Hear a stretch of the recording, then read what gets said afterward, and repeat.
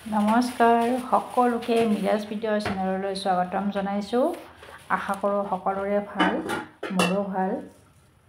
মই আজি লৈ আহিছোঁ আপোনালোকৰ মাজলৈ চুকা শাকৰে মাছৰ ৰেচিপি। তো আহকচোন চাওঁ মই কেনেদৰে বনাওঁ।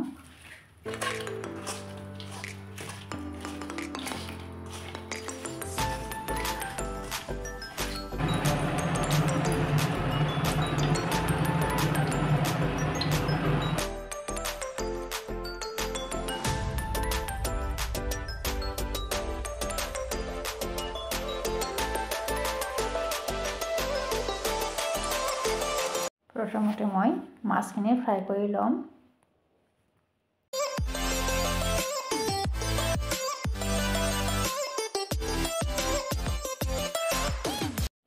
মাছখিনি মোৰ প্ৰায় ফ্ৰাই কৰা হৈয়ে গ'ল। এতিয়া সেইখিনি তেলতে মাছ ফ্ৰাই কৰি যিমানখিনি তেল ৰৈছিল সেইখিনি তেলতে মই চুকা শাকখিনি হাতেৰে ছিঙি ইয়াত দি দিছোঁ, কাৰণ এইটো শাক অলপ তাপ পালেই গলি যায় আৰু ইমান মিহিকৈ কাটিবও নালাগে।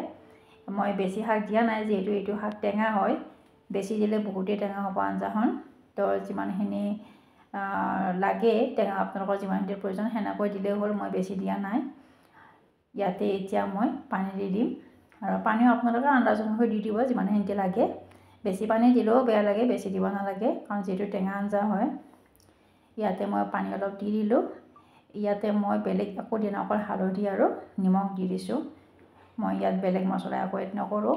এতিয়া এইখিনি মই অলপমান সময়ৰ কাৰণে উতলিবৰ কাৰণে থৈ দিম। ইয়াত মই অলপ বেচন গুলি এই টেঙা আঞ্জাখনত দি দিম, যিহেতু টেঙা আঞ্জাখন বেছিয়ে পানীয়া হয়। তো এইটো অকণমান দিলে আপোনালোকে চাউলৰ গুড়ি যদি আছে চাউলৰ গুড়ি দিলে বেছিয়ে ভাল হয়। মোৰ যিহেতু চাউলৰ গুড়ি নাই, তো সেইকাৰণে মই বেচন অলপ গুলি ইয়াতে মই দি দিছোঁ। এতিয়া আঞ্জাখিনি অলপ ভাল হ'ব দেখাত, অলপ পানীয়াটো অলপ কমিব, গোটা হ'ব, তো খায়ো ভাল লাগিব। এতিয়া মই এইখিনি অলপ সময়ৰ কাৰণে উতলিব দিম।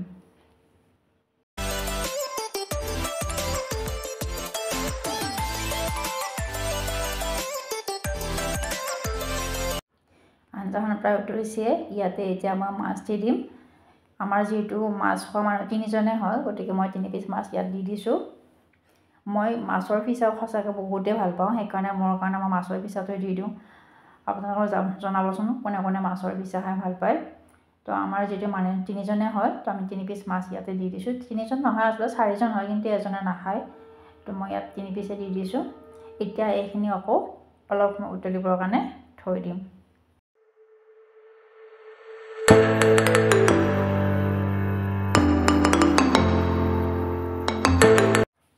এয়া মোৰ টেঙাৰ আঞ্জা প্ৰায় ৰেডি হৈয়ে গ'ল। তো আপোনালোকে ভিডিঅ'টো চাই কেনে লাগিলে মোক জনাব আৰু বনাই চাব, আৰু ভাল লাগিলে কমেণ্ট কৰি জনাব। লগতে ভিডিঅ'টো চাই ভাল লাগিছে লাইক কৰিব, শ্বেয়াৰ কৰিব আৰু ছাবস্ক্ৰাইব কৰিব নাপাহৰিব। Thank U.